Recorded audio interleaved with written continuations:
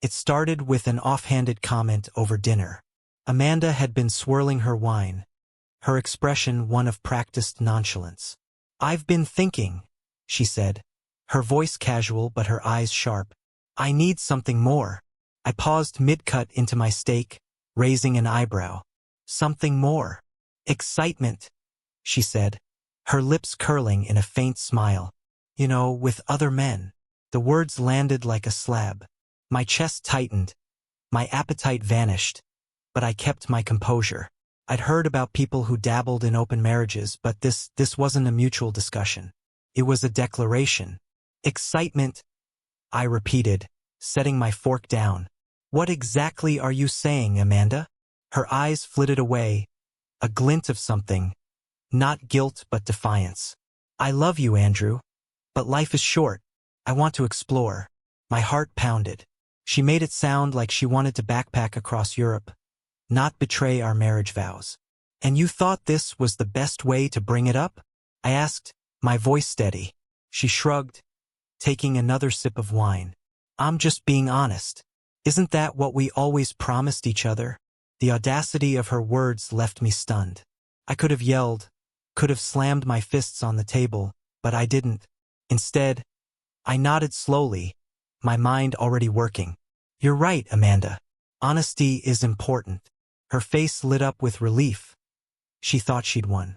But she had no idea what was coming. For the next few days, I played my role as the understanding husband. I listened as she rattled off her needs and her freedom, all while suppressing the rage building inside me. But rage, I've learned, is useless without a plan. So I planned. Amanda had always been meticulous about her social media. She curated her posts like a gallery exhibit, presenting a picture-perfect life to our friends and family. I'd never been one to delve into her account, but now I studied them carefully. I learned her patterns, her followers, the men who left overly familiar comments. One name stood out, Ryan. Ryan was a former coworker of hers, the kind of guy who wore too much cologne and posted gym selfies with motivational captions. I'd met him once at a company party and disliked him instantly. Now I had reason to despise him. Using a fake account, I started messaging Ryan, pretending to be Amanda. He responded almost immediately, his tone flirtatious and eager. I felt sick reading his replies, but I pushed through, guiding the conversation to more explicit territory. Within days, I had screenshots of him gushing about how much he missed her and fantasizing about the next time. Next time, that was all I needed. I confronted Amanda late one evening. She was lounging on the couch, scrolling through her phone, oblivious to the storm brewing. "Amanda," I said, my voice calm but firm. "We need to talk." She glanced up, annoyed. "What now?" I tossed my phone onto the coffee table. The screen lit up with Ryan's messages. Her face went pale. "Care to explain?"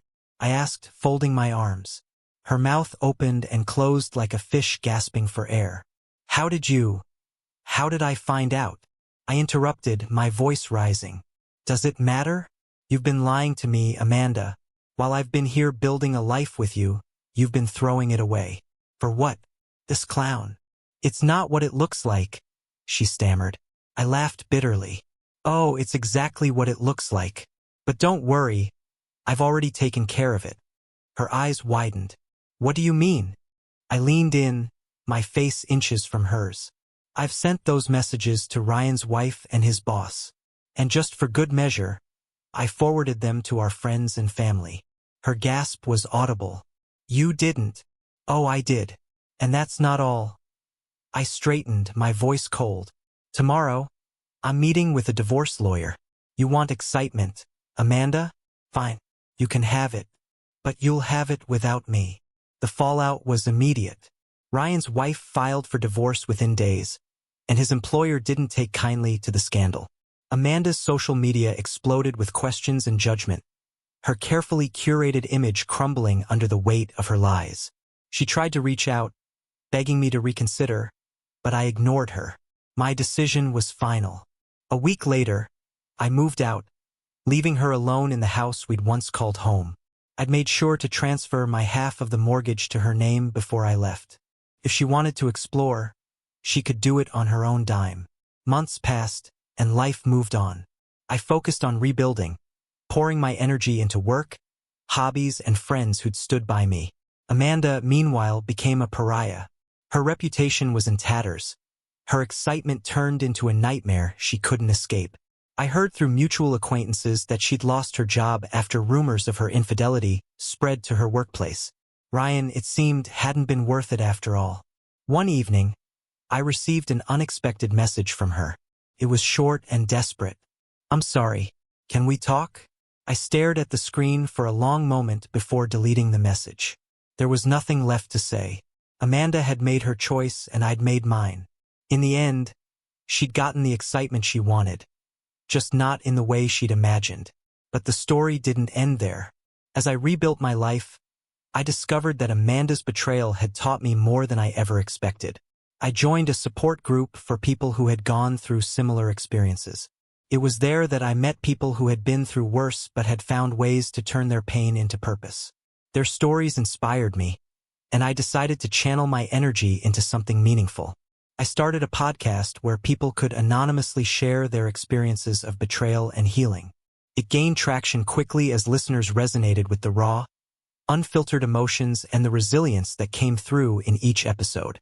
My podcast not only became an outlet for my own healing but also helped countless others find solace and strength.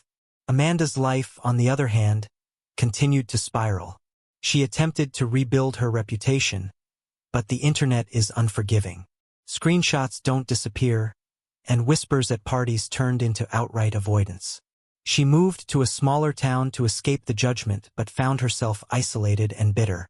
Mutual friends told me she'd started dating someone new, but the relationship fizzled quickly. Trust doesn't come easy when you've betrayed someone so deeply. As for me, the podcast opened doors I never anticipated. I was invited to speak at events, sharing my story and encouraging others to find their strength in the face of adversity. Each time I stepped on stage, I felt a surge of purpose, a sense that I was finally living a life aligned with my values. One day, years later, I received a letter in the mail. It was from Amanda. The envelope was plain, her handwriting neat but hesitant.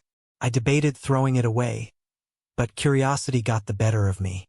Inside was a single page, an apology that felt genuine even if it was far too late. So guys, if you all liked today's story, please like the video and subscribe to our channel. And don't forget to press the bell icon. Thank you for watching.